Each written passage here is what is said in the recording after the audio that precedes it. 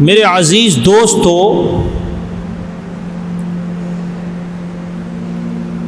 کسی بھی چیز سے محبت کرنے کے لیے اس کی پہچان کا ہونا ضروری ہے۔ جب تک کسی چیز کی پہچان ہمیں حاصل نہیں ہوتی ہے، جب تک ہم اس کے بارے میں مکمل نہیں جانتے ہیں، تو اس کی اہمیت اور اس کی محبت دل کے اندر پیدا نہیں ہوتی ہے۔ دیکھیے، آپ اس کو مثال سے سمجھ سکتے ہیں، اور کچھ واقعات بھی اللہ والوں کے اس طرح کے لکھے ہیں کہ جب کسی چیز کی معرفت حاصل ہوتی ہے، جب کسی چیز کی پہچان بندے کو ہو جاتی ہے، تو پھر اس چیز کی اہمیت، پھر اس چیز کی محبت دل کے اندر اترنے لگتی ہے۔ آپ دیکھیں کہ ایک کوئی ہیرا، ایک موتی سڑک پر پڑا ہوا ہے، نالی کے کنارے پڑا ہوا ہے، آپ کو تو معلوم نہیں ہے کہ یہ ہیرا ہے، آپ اس کو دیکھیں گے اور گزر جائیں گے، کیونکہ آپ کو تو اس کی پہچان نہیں ہے نا کہ اس کی کیا قیمت ہے، اس کے کیا کیا فائدے ہو سکتے ہیں۔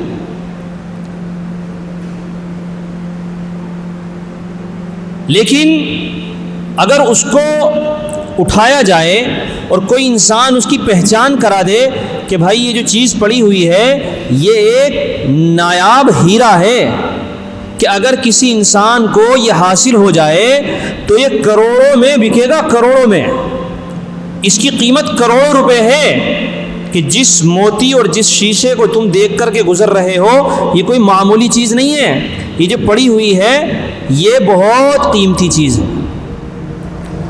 تو اب دونوں چیزوں میں دیکھیے کہ جب تک آپ کو پہچان نہیں ہوئی تھی اس چیز کی کہ جو یہ ایک چمکتا ہوا شیشے کا ٹکڑا پڑا ہوا تھا، جس کو آپ پہچانتے ہی نہیں تھے، آپ تو شیشے کا ٹکڑا سمجھ رہے تھے، تو آپ اسے دیکھ کر کے یوں ہی گزر رہے تھے۔ لیکن جب آپ نے اٹھایا اور کسی نے آپ کو بتایا کہ یہ جو چیز ہے یہ اس طرح کا ٹکڑا ہے کہ اگر کسی انسان کو یہ مل جائے تو وہ کروڑوں روپے میں اس کو بیچ سکتا ہے، اس لیے کہ یہ قیمتی ہیرا ہے، تو اب کیا ہوگا؟ اب اسے چھوڑ کر بھاگے گا، اب اس کو اٹھائے گا، اٹھانے کے بعد صاف ستھرا کر کے اس کو دبکا کر کے رکھ لے گا، چھپا کر کے رکھ لے گا کہ بھائی بہت قیمتی چیز مل گئی ہے۔ اب جو اس کے شناس ہوں گے، جو پہچاننے والے ہوں گے، ان کو دکھاتا پھرے گا کہ بھائی اس کی کیا قیمت ہے، آخر کتنی مل جائے گی، کیا چیز ہے یہ۔ کیوں؟ اس لیے کہ اب اس کی پہچان ہو گئی ہے، اب اس کی معرفت حاصل ہو گئی ہے۔ تو جب کسی چیز کی پہچان بندے کو ہو جاتی ہے تو پھر اس سے محبت ہونے لگتی ہے۔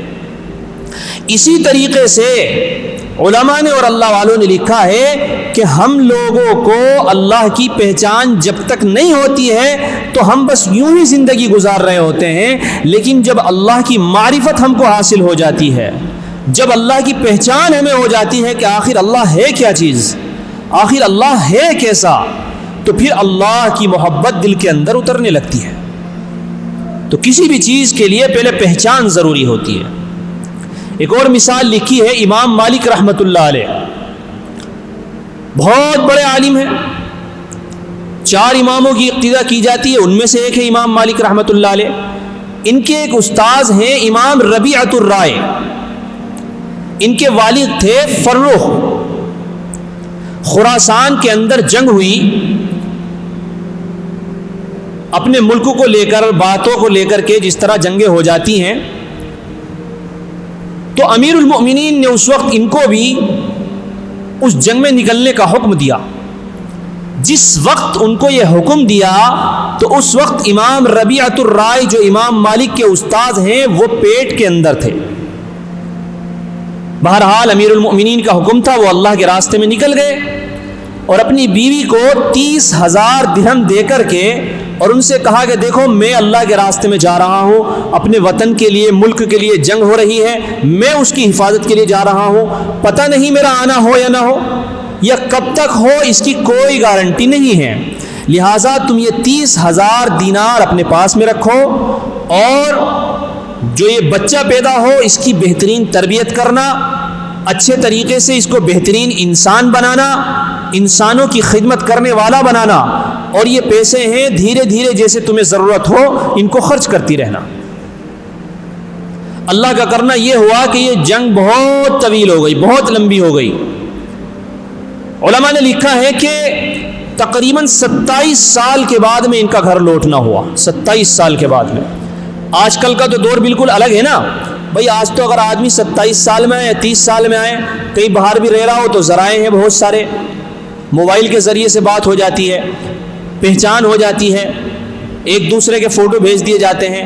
کتنی دفعہ ایسا ہوتا ہے کہ ہمارے یہاں سے آدمی باہر ملک میں گیا ہوا ہے، اس کے پیچھے اس کا بچہ پیدا ہوا ہے اور وہ 2 3 سال کا ہو جاتا ہے، 4 سال کا ہو جاتا ہے، اور باپ کو تو باپ کے پیچھے ہی ہو جاتا ہے، لیکن باپ کو فوٹو بھیج دیا جاتا ہے، ویڈیو کال کرا دی جاتی ہے، پہچان ہو جاتی ہے۔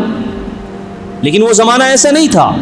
27 سال اللہ کے راستے میں گزارنے کے بعد میں وہ وہاں سے واپس آئے۔ جب واپس آئے تو 27 سال کے بعد تو اپنی بستی کا نقشہ ہی بدل چکا تھا۔ بہرحال کوشش کرتے کراتے وہ اپنی گلی میں پہنچے اور ان کو پہچان ہوئی کہ میرا گھر یہ ہے۔ گھر کے اندر داخل ہونے لگے۔ جیسے ہی یہ گھر میں داخل ہوئے تو ایک نوجوان وہ آیا، بھائی کہاں داخل ہو رہے ہو، کون ہو آپ، کیا معاملہ ہے، آپ گھر کے اندر داخل ہو رہے ہیں، نہ کوئی اجازت ہے، نہ کوئی دخل ہے، نہ کوئی آپ نے گھنٹی بجائی ہے، نہ کوئی دستک دی اور گھر میں چلے آ رہے ہیں آپ، کیا معاملہ ہے؟ انہوں نے کہا بھائی کیا معاملہ ہے، کون ہو تم؟ بھائی یہ میرا گھر ہے، اب سے نہیں، میں تو سالوں سے اس گھر کا مالک ہوں، تم کون ہو جو گھر کے اندر رہ رہے ہو؟ کہا کہ آپ باہر نکلیے، یہ گھر آپ کا نہیں میرا ہے، دونوں میں تو میں ہو رہی ہے۔ کہا کہ اگر ایسا معاملہ ہے تو قاضی کے پاس میں چلیے، فیصلہ کرائیے، آپ کا کہاں سے گھر ہو گیا، یہ تو میرا گھر ہے، میرا ہے، میرے باپ کا گھر ہے، آپ کون ہوتے ہیں اس گھر میں داخل ہونے والے؟ جب تو میں تیز ہوئی تو اندر سے وہ عورت نکل کر کے آئی جو ان کی بیوی تھی، اور جب وہ نکل کر کے آئی تو اس نے پہچان لیا کہ یہ تو میرے شوہر ہیں۔ اس نے کہا کہ بیٹے کن سے لڑ رہے ہو تم، یہ تمہارے ابا ہیں۔ یعنی بچہ بھی 26-27 سال کا نوجوان ہو چکا تھا۔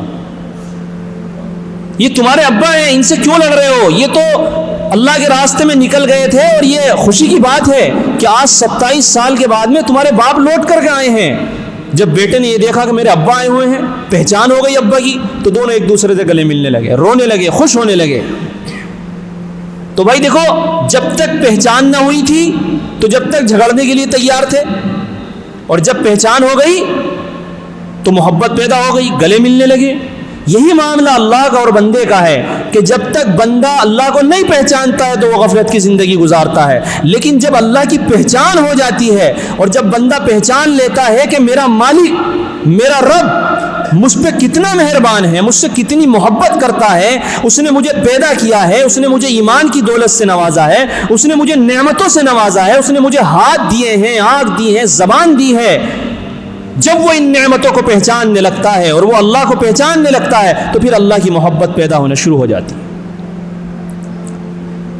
دیکھیے، زبان سے تو ہم کہہ دیتے ہیں اللہ ہمارا رب ہے، اور بعض لوگ تو الٹے سیدھے کام بھی کر دیتے ہیں کہ میں اللہ بڑا غفور الرحیم ہے، بس یہ جملہ کہہ کر کے اور اپنا کام ٹال دیتے ہیں، اللہ غفور الرحیم ہے۔ لیکن واقعتاً اگر اس جملے کی گہرائی کو سمجھ لیا جائے کہ اللہ واقعتاً غفور الرحیم ہے، تو یقین جانیے کہ سجدے سے سر نہ اٹھے کہ اللہ کتنا مہربان ہے۔ یہ جملہ غفور اور رحیم بڑا آسان ہے کہنا، غفور الرحیم ہے، لیکن غفور کی جب گہرائی کے اندر جائیں گے، رحیم کی جب گہرائی کے اندر جائیں گے تو آپ اللہ کی محبت میں روتے روتے آنکھوں کو تر کر لیں گے، لیکن آپ کو رونے سے کوئی روک نہ سکے گا اگر اللہ کی پہچان اور معرفت ہو جائے تو۔ آپ شیطان کو جانتے ہیں، آپ کو یہ بھی معلوم ہے کہ اللہ نے اس وقت یہ حکم دیا تھا کہ بھائی میں نے آدم کو بنایا ہے، ان کو سجدہ کرو، شیطان نے نافرمانی کی، شیطان نے سجدہ نہیں کیا۔ آج تو ہم سینکڑوں سجدے چھوڑ دیتے ہیں، نمازوں کا معلوم ہی نہیں ہے۔ ایک سجدے کے اوپر اللہ کو اتنی ناراضگی ہوئی کہ اس کو نکال کر کے باہر کر دیا۔ بہت بڑا عابد تھا، یہ جنات کی قسم میں سے ہے شیطان، یہ بہت بڑا عابد تھا، بہت عبادت کرتا تھا آسمانوں پر، یہاں تک کہ اتنا مقبول بن چکا تھا کہ فرشتوں کی جماعت میں بھی بڑا شمار ہوتا تھا، اتنا بڑا اللہ کا عابد تھا۔ دیکھیے، علماء نے لکھا ہے کہ جس کسی کو اللہ کی معرفت حاصل ہو جاتی ہے تو وہ اللہ سے کس طرح اپنے کام بنواتا ہے. جب اللہ نے اس کو نکالنے کا حکم دیا کہ نکل جا یہاں سے، تو میرے نافرمان بندوں میں ہے، تو شیطان کیونکہ اللہ کو پہچانتا تھا کہ جو رحیم ہو، جو رحمان ہو، تو یہ رحمان لفظ اور رحیم لفظ ایسے ہیں کہ اگر کسی کے اندر یہ رحمان اور رحیم ہونے کی صفت ہو تو وہ کتنا بھی غصے میں کیوں نہ ہو، اس کی صفت رحمت ہمیشہ اس کے اوپر غالب رہتی ہے. یہ شیطان کو پہچان تھی. تو شیطان نے دیکھا اللہ غصے میں ہے، بھگا رہا ہے یہاں سے، نکل جا. تو شیطان نے اللہ کی اس چیز کو پہچانتے ہوئے کہا کہ مالک جا تو رہا ہوں، آپ مجھے نکال تو رہے ہیں، لیکن میری تھوڑی سی بات سن لیجیے. بھائی احکم الحاکمین وہ اگر غصے میں ہو، اگر وہ ناراض ہو، تو پھر کسی کی مجال ہے کہ کچھ بولے یا کچھ اپنا زبان کھولے.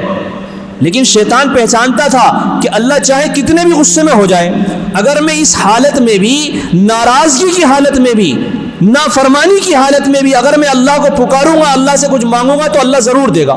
کیونکہ اللہ کا نظام یہ ہے کہ وہ رحمان اور رحیم ہے. کتنا ہی بڑا گناہ کیوں نہ کر لیا ہو، کتنا ہی بڑا جرم کیوں نہ کر لیا ہو، اگر اللہ سے مانگو گے تو اللہ کو قریب پاؤ گے، اللہ کو دینے والا پاؤ گے. شیطان نے اس وقت میں کہا کہ مجھے قیامت تک کی مہلت دے دیجئے کہ مجھے موت نہ آئے. اللہ نے کہا چل ٹھیک ہے، دے دی جا.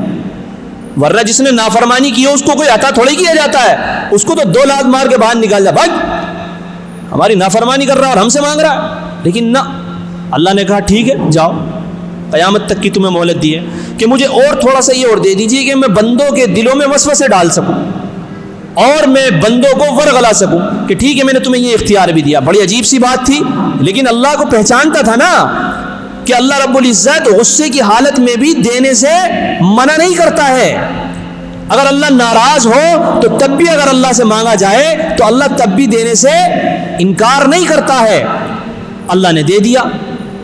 اور بہت کچھ مانگنا چاہا اور شیطان نے کہا کہ بس ٹھیک ہے، آپ نے مجھے یہ اختیار دے دیے ہیں، اب ان کے ذریعے سے میں آپ کے بندوں کے دلوں میں وسوسے ڈال کر کے ان کو گمراہ کروں گا. اللہ نے کہا ٹھیک ہے جا، تو گمراہ کرے گا. میرے بندے جب تک مجھ سے توبہ کرتے رہیں گے، جب تک وہ مجھے پہچانتے رہیں گے، جب تک میری سخاوت کو سمجھتے رہیں گے، میں ان کو معاف کرتا رہوں. سمجھو بھائی اللہ کی محبت کو، اللہ کو پہچانو. اللہ اپنے بندوں کو قریب کرنا چاہتا ہے، اپنے بندوں سے بہت محبت کرتا ہے. یہ ہماری اور آپ کی غفلت کی بات ہے کہ ہم اللہ کو پہچانتے ہی نہیں ہیں، اللہ کو سمجھتے ہی نہیں ہیں. ذرا سا گناہ ہم سے ہو جاتا ہے تو ہم اور غفلت کا شکار ہو جاتے ہیں. کیونکہ شیطان کا کام ہی یہی ہے کہ سب سے پہلے وہ دلوں میں وسوسے ڈال کر نافرمانی کراتا ہے، گناہ کراتا ہے، اور اس کے بعد میں اگلا کام شیطان یہ کرتا ہے کہ اللہ کی طرف سے دل میں مایوسی پیدا کرتا ہے. ارے بھائی تجھ سے یار اتنا بڑا گناہ ہو گیا ہے، بار بار تجھ سے گناہ ہو رہا ہے، تو کسی لائق نہیں بچا ہے، بیکار ہے، ختم ہو گیا تیرا معاملہ، تو پتہ نہیں بس کیا ہوگا، اب تو جہنم کے اندر جانا پڑے گا، کہاں میری مغفرت ہو سکتی ہے، کہاں میری بخشش ہو سکتی ہے. اس طرح کے وسوسے دلوں کے اندر ڈالتا ہے شیطان. یاد رکھو اگر تمہیں اللہ کی معرفت حاصل ہے، اللہ کی پہچان حاصل ہے، اللہ قرآن میں جگہ جگہ اپنا تعارف کر رہا ہے. اللہ کہہ رہا ہے یا عبادی الذین اسرفوا علی انفسہم، اے میرے بندو، اے میرے پیارو، اگر تم نے گناہ کر کر کے، ظلم کر کر کے اپنی جانوں پر، اپنے نفسوں پر ظلم کر لیا ہے، گناہ کرتے کرتے تم نے زمین سے لے کر آسمان تک بھر دیے ہیں، اور تمہارے گناہ سمندر کے پانی سے زیادہ ہو چکے ہیں، تم تھک چکے ہو گناہ کرتے کرتے، تو اللہ کہہ رہا ہے یا عبادی الذین اسرفوا علی انفسہم. یہ اسرفوا علی انفسہم یہ عربی کا لفظ ہے، اس کی گہرائی اتنی ہے کہ اس کو سمجھنا کہاں ہماری عقل کے بس کی بات ہے کہ اگر تم تھک گئے ہو، بھر چکے ہو دنیا کو گناہوں سے، لا تقنطوا من رحمت اللہ. بڑا پیار بھرا جملہ اللہ نے کہا ہے، لا تقنطوا من رحمت اللہ. اس کے باوجود تم اللہ کی رحمت سے مایوس مت ہونا. کتنے بھی گناہ تم نے کر لیے ہو، بڑے سے بڑا گناہ تم نے کر لیا ہو، لا تقنطوا من رحمت اللہ، اللہ کی رحمت سے مایوس مت ہونا۔ پھر آگے اللہ نے فرمایا اپنا تعارف کراتے ہوئے، اپنی پہچان کراتے ہوئے، ان اللہ یغفر الذنوب جمیعا، جمیعا۔ جو لوگ عرب میں رہتے ہیں تو شاید ان کی سمجھ میں آ جائے کہ جمیعا کا کیا مطلب ہوتا ہے، جسے انگلش میں کہتے ہیں نا ٹوٹل، ایک دم سارے کے سارے، اس طریقے سے یہ لفظ آتا ہے جمیعا۔ اللہ کہہ رہا ہے دیکھو، اللہ کی رحمت سے مایوس مت ہونا، اللہ رب العزت تمہارے گناہوں کو معاف کرے گا اور سارے کے سارے گناہوں کو معاف کرے گا۔ کہیں بندے کے دل میں یہ وسوسہ نہ آ جائے کہ معاف تو کر دے گا، ہو سکتا ہے کوئی گناہ ایسا رہ جائے کہ جس کی وجہ سے میری پکڑ ہو جائے، جس کی وجہ سے پتہ نہیں میں نہ بخشا جاؤں، پتہ نہیں کیا ہو جائے۔ تو اللہ نے بندوں کی مایوسی دور کرنے کے لیے کہا ان اللہ یغفر الذنوب جمیعا، اللہ سارے گناہ معاف کر دے گا، بس ایک مرتبہ پیار سے کہہ دینا کہ اللہ مجھے معاف فرما دے۔ اور آگے پھر اللہ نے اور بیان فرمایا، حالانکہ یہ بات آ گئی، تم نے گناہ کر لیے، اللہ تمہارے سارے گناہوں کو معاف فرما دے گا کہہ دیا، لیکن پھر کہا اللہ نے انہ هو الغفور الرحیم، میرے بندو سنو سنو، وہ بہت مغفرت کرنے والا ہے، وہ بہت رحم کرنے والا ہے، تم آؤ تو صحیح، تم مانگو تو صحیح، تم پہچانو تو صحیح، تمہیں بخشا جائے گا۔ اس لیے اپنے اللہ سے قریب ہوئیے، اپنے اللہ کو پہچانیے۔ اللہ رب العزت کتنا بھی ناراض ہو جائے، اللہ رب العزت کو ہم کتنا بھی ناراض کر لیں، وہ کتنا بھی غصے میں ہو جائے، اللہ کی رحمت اس کے غصے پر ہمیشہ غالب رہتی ہے کہ جب بندہ اللہ کو پکارتا ہے، اللہ رب العزت اس کو ہمیشہ ہمیشہ اپنی باہوں کو کھول کر کے تیار رہتا ہے۔ پہچانو اپنے رب کو، پہچانو اپنے اللہ کو۔ اس لیے میرے بھائی، میرے بزرگوں، اللہ کی محبت دل کے اندر پیدا کیجئے، اور یہ ہوتی ہے اللہ والوں کے ساتھ بیٹھنے سے، اللہ والوں کے ساتھ رہنے سے، اللہ والے اور علماء کی صحبت میں بیٹھنے سے۔ اس لیے اس غفلت بھری زندگی میں یوں ہی نہ زندگی کو گزاریے، اللہ کی پہچان حاصل کیجئے، اللہ کی معرفت حاصل کیجئے۔ اللہ تعالیٰ سے دعا ہے کہ اللہ تعالیٰ ہمیں اپنی معرفت نصیب فرمائے۔ وآخر دعوانا الحمد للہ رب العالمین۔